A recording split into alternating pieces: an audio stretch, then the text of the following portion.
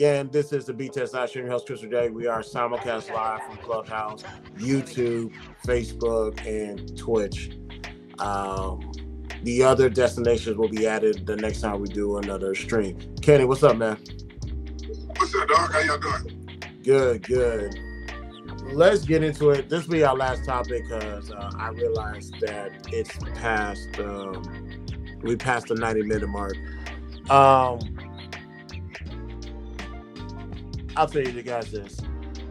When it comes to self-sabotagers, I'm the king of being quote-unquote a victim.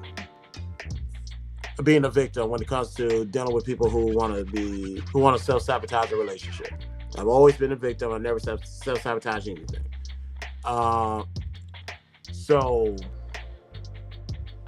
I wanted to know, like, what goes into the psyche of somebody, because I think we were speaking about it earlier, how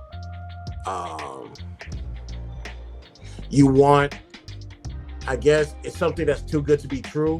Like, you found literally the person that you're looking for and you messed it up. You fucked it up royally. Or another aspect of, this is so good to be true, I'm going to fuck this person over because this can't be real. There has to be something to this. So I always ask people, were you a self-sabotager? Were you a self-sabotagee? And how did it come to this? Like, what about you says, I gotta blow this shit up before it gets blown up on me? Like, what I want to know, what are people's psyche into that? Like, what goes into that thought process? That's a really deep question. Hey, honey. Can we bring honey up and David? It's a really deep question. I know for me, my psyche was the parasympathetic nervous system is. Do you know what that is? The what system? Parasympathetic nervous system. Oh, I'm listening. What's that? You know what that is? So that's everything that's happening in your body without you consciously regulating it. How your organs are moving, your heart beating, even your breath, right? That's called you have the sympathetic and the parasympathetic. And so for me, if I have stress in the back of my mind, or I'm going against my core values, eventually my body turns against me, right? I can get hives, I can get rashes, I can start breaking out with blemishes, hair getting patchy, gaining weight, right? To the point to where I can look in the mirror and not even recognize myself. And if I get to that point, I'm gone. And I don't care what I have to do to get you to find me unattractive.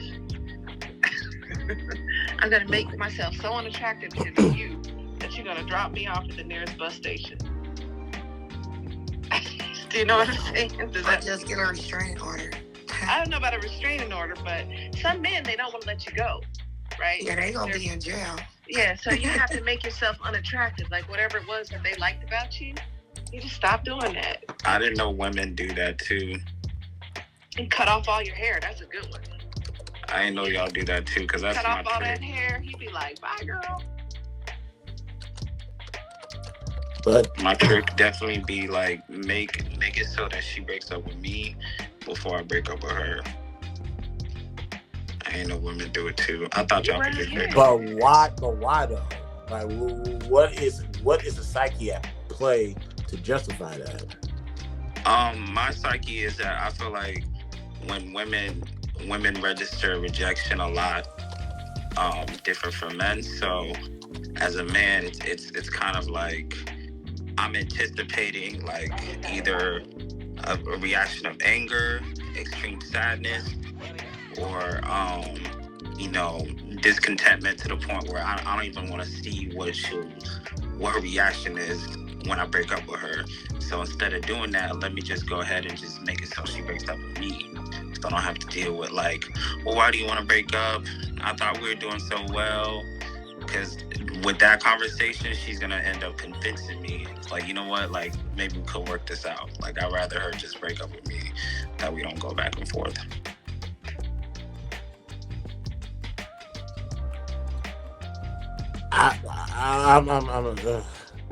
I'm still lost of words for this topic whenever it comes about, because I, What I topic? guess What topic? it's just self-sabotaging. Like, what's the psyche behind people self-sabotaging a relationship? And I'm acting this from the standpoint of being a victim versus the actual perpetrator. From the victim perspective, you're trying to figure out from the victim perspective. Well, I'm listening to those who have engaged in that, so trying to figure out why. What's the point of self-sabotaging? Well, it's not that they really want to do that. It's almost like they have this pre-notion that they probably have like bad luck.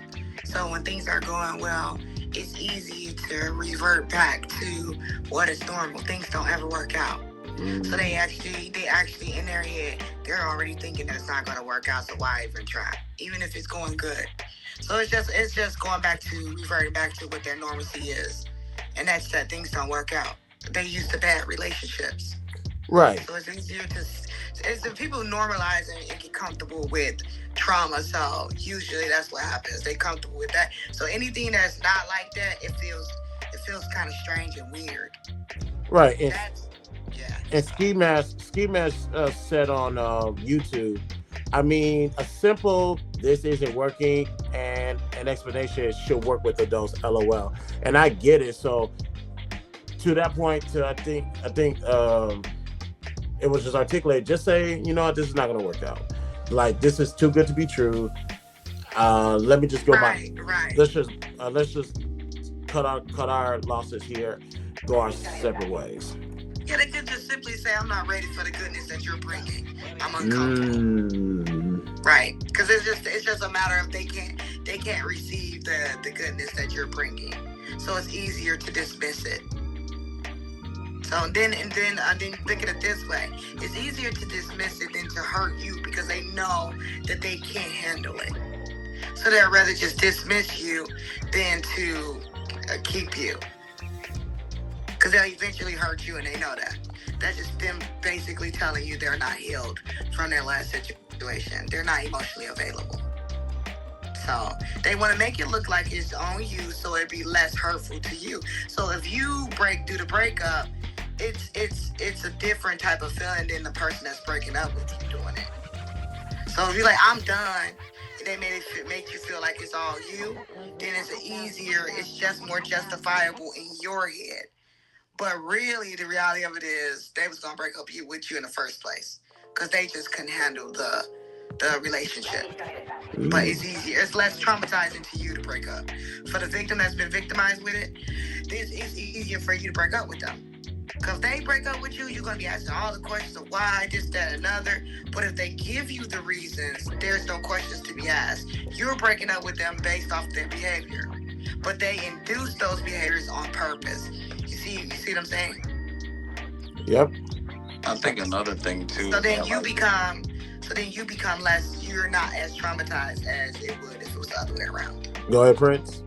I was gonna say another thing is, like, when I say for me in my past, when I'm happy, I don't want to be blindsided by me being happy and me thinking that things are working out, and then all of a sudden you're just like, this is not working out.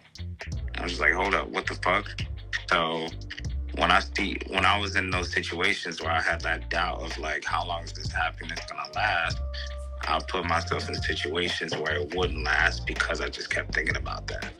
And then I would get into like the self-sabotage or whatever you call it. And I'll start just making sure that they, leave like I think that they're gonna leave. You know what I'm saying? So I'm just not doing what I'm supposed to do as a partner, slipping up on certain things and just making my own enemy out of myself, like, just because I feel like it's gonna end with them leaving. So they might as well leave when the relationship's not going well, rather than them blindside me when I think things are going so well, and then they all of a sudden want to leave. That's fear of failure. That's the fear of failure. And even if it ain't gonna fail, in your head, you're telling yourself it's going to fail. This is your past experience that you're living in. So that means that you're living in a traumatic state. So everything that comes forward that feels good, you're going to be in fear of it failing. So you're just going to make it fail just so you can get the result that you got from the past. And it's easier that way in your brain. So, right, your brain is less stressed when you know that you can make it fail and you're in control. So a lot of people have a level of they have to be in control of the outcome. They just can't let the outcome be what it is. So they create the environment where they can get the outcome that they can control. The fear of failure is a huge thing. And for most people, and that's why most relationships don't work out, because the fear of failure will make you do all type of things to get the conclusion that you have preconceived in your head. So some people just go ahead and put it out as misery because they can't, and it goes back to they can't handle it. They can't handle feeling good. They don't know how to process that. So sometimes when you can go through so many traumas of bad relationships, right? Then you just get the set ideal that no relationship will ever work out. So any relationship that feels good, you're in your head, you're like, nope. Your brain's telling you, nope, this ain't gonna work out. This only gonna last for so long. So you hurry up and do some things so it can actually go south. So it's fear of failure for the most part. Okay. Just a basic way of putting it. That's okay. I get it. And matter of fact, one time a lady said, maybe it's because how you treated women in the past is probably why I feel like a self-sabotager.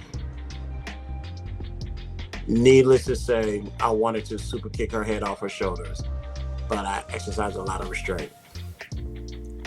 Because that's the epitome of gaslighting. Nerd, what's up, man? Wait, say that again? A woman once told me that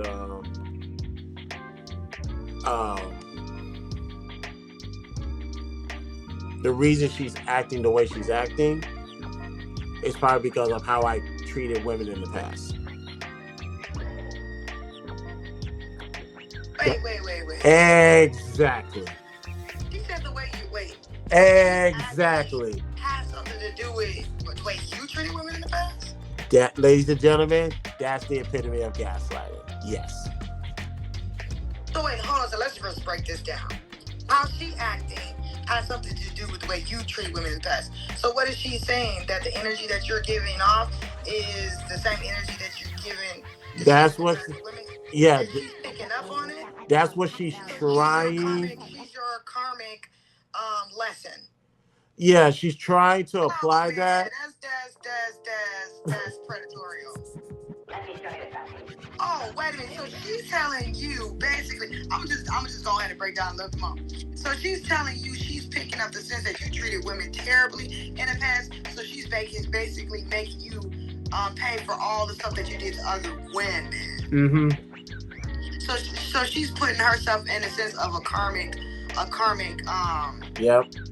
debt payer. That's a goofy bitch. You know what that's called? That's called a predatory woman, and that's weird for her to even say that. Now, even if it was true, let me say this. Even if it was true, because I do believe that some people you're a karmic debt payer or whatever, but for them to say it out loud and know that and aware of that, that right there is weird. Because usually when someone end up being your karmic debt payer, they don't even know that they are. They just end up being the one that got away. Mm-hmm. Because you as a man couldn't receive their goodness and deal with them properly or handle them properly. So you miss out on the you get what I'm saying, the opportunity to love a great woman. That's a little bit, but people that say that out loud, yeah, run from them. Absolutely run from her. Yeah, that she sounds like that's predatorial. That's weird. That's weird. When she told me that, I was like, what? I was like, no, we're not doing this. No, I'm just gonna. Yeah, that's weird. So she's gonna be a butthole because of what you did in the past. That's weird. Okay, yeah. Run from her, block her, delete, ghost, whatever you need to do. Oh no, no, no. That's nothing to worry about. But nerd, what you think on the topic? Yeah, so I came in when David was saying this thing, and I think it's just it is what was I gonna say? It's like some type of weird psychological, like I put in the chat, a vicarious trauma that they're weaponizing into the future. Just coming up with just, like I said, taking shit out of a hat to make an excuse on. And why would you leave when things are good? To me, this is a sociopathic tendency. It's almost like you want to destroy something good instead of send a message that, hey, I don't like the way you're treating me. Like, my pops left my stepmother because she literally risked his job by filing a false domestic violence charge. So that makes sense. But that's like him leaving during my sister's birthday. We got different mothers, so that's like up and leaving during my sister's birthday. Everything's going good, and he just says, "Fuck you, bitch." Like, it's very strange to do that.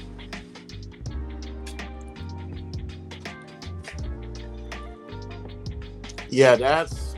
Hey, I just don't. This in combination with the room we did last week, yes, provide a level of insight. So definitely gonna take all that into consideration. So I appreciate that. And so let me just say this: some people is just mean. Some people is just mean.